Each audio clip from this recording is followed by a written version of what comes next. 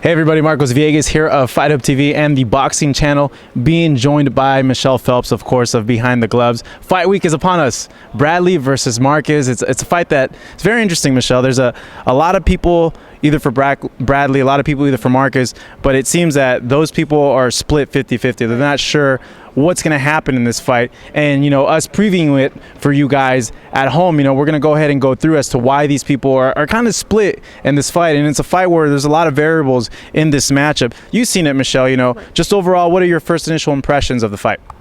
You know, I kind of tend to lean a little bit more towards Marquez, and like we were discussing before, I feel as if Bradley goes into this fight anything like he was against Provodnikov, that he's going to lose. So hopefully, I mean, I know he's kind of made mention of it on HBO. Hopefully he did a few things differently in this training camp, although he did already mention that he doesn't normally fight that way. But I definitely think Marquez has a lot more to prove, with his age being a factor and people are constantly questioning whether or not, you know, he's past his prime.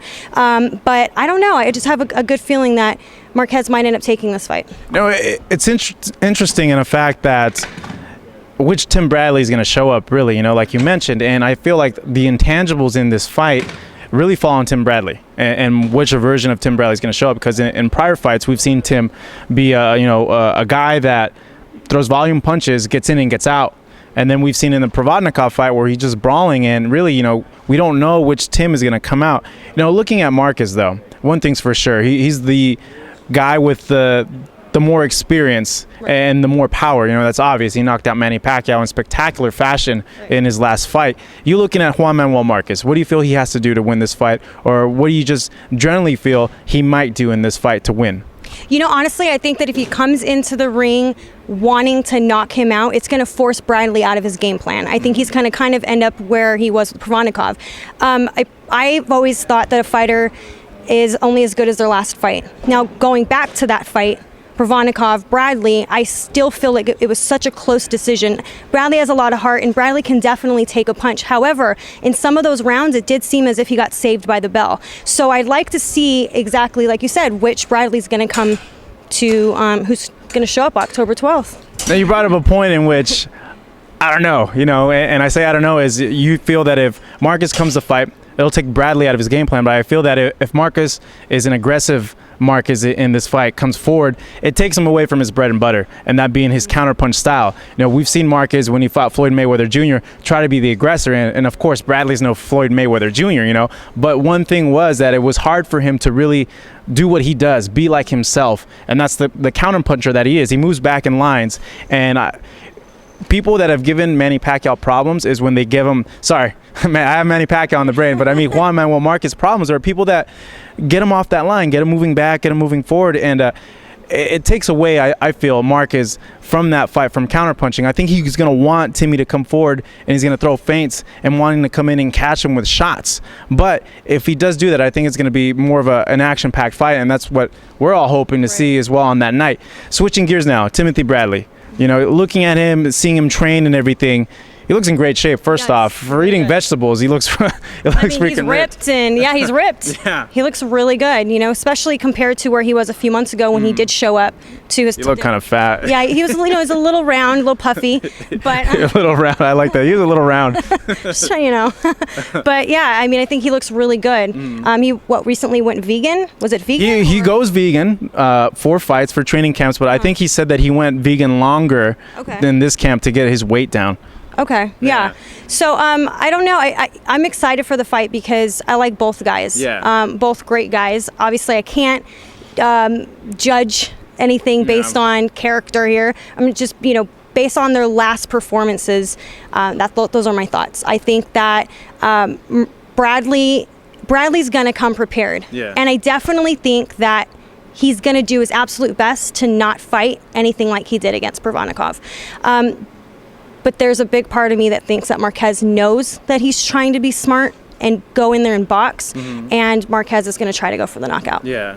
Well, he could get it. He can get the knockout. Bradley says that the only way that Marquez is going to win this fight is if he knocks him out. Right. And I feel that he feels that way because he knows that he's going to be able to throw the more shots in the fight, which Bradley does. But Bradley's not a power puncher. And for that reason, Marquez has that leverage. Yeah. No, exactly.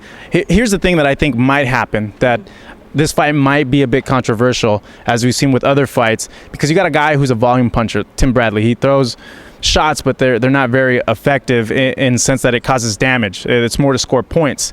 And you're gonna have a guy that's gonna throw a lot of punches in the rounds, and then you're gonna have Marquez landing, the crisp, accurate shots, and that always makes scoring really, really fuzzy at the end of the night. I feel that it's probably gonna go that way, in my opinion, in which you're going to get fans all over the place going like, no, Marcus landed the clear big shots, and you get other people like, no, Timmy outworked him and he should have won the fight. Similar to what would be the Chavez Vera fight. Yeah. No, Right. exactly. And a lot of people feel that Vera won the fight. Few people feel that Chavez won the fight, but he did land the bigger shots. But you never know with these judges. Looking at the undercard, you got some interesting characters involved in this. Orlando Dos, the two Orlandos going and fighting for the featherweight title. You had a chance to see them earlier today, but what are your thoughts and just overall the significance of having someone like Orlando coming out saying that he's publicly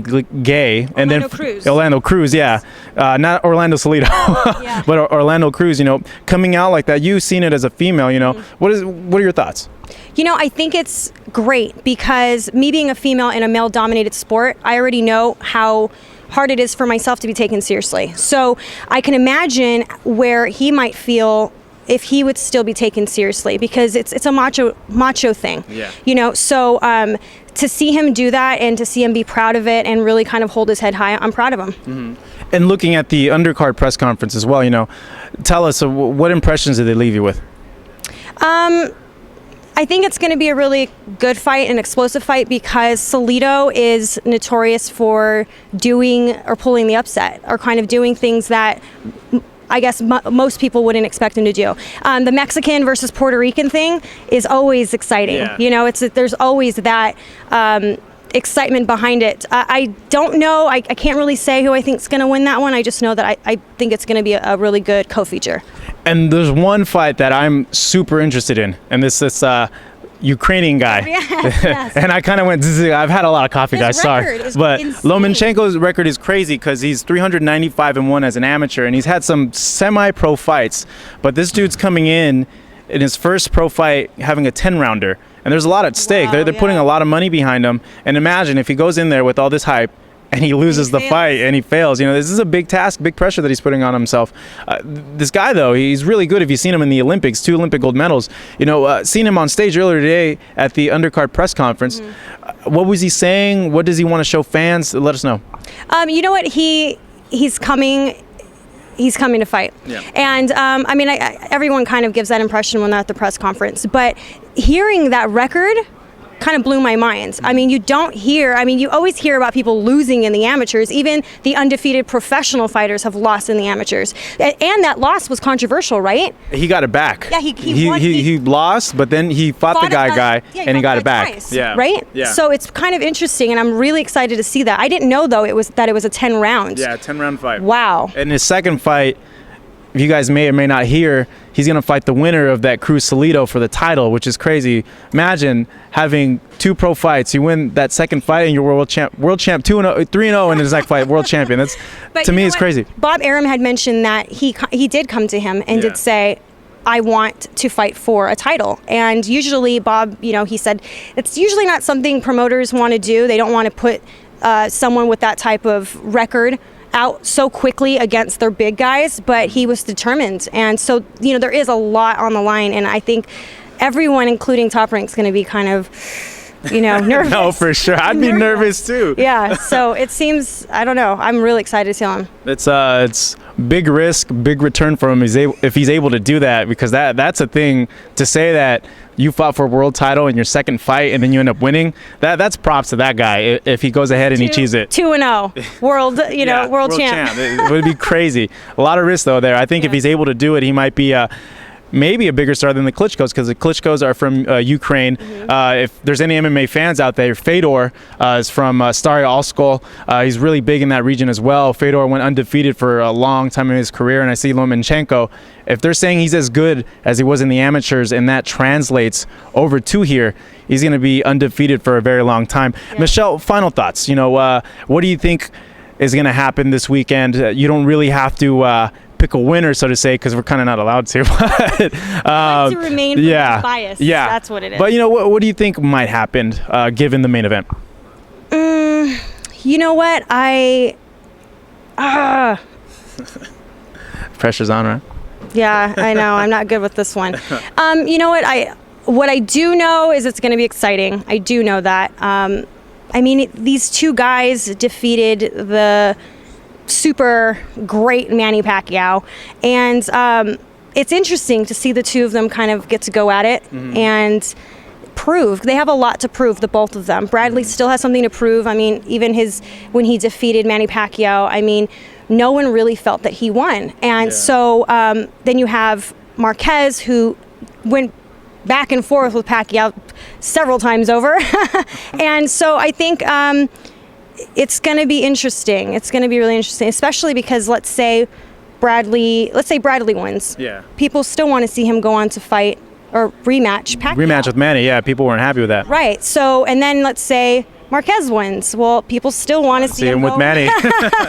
So it's going to be kind of fun. I mean, I think either way, there's going to be several really great fights to come, depending on who wins, Rios or Pacquiao in November. So I don't know. I like I said, I honestly believe that if Bradley shows up like he did against Provodnikov, he will lose. And that's really it. Yeah. But hopefully, who knows? Who knows? Like you said, which Timmy's going to show up? We don't know.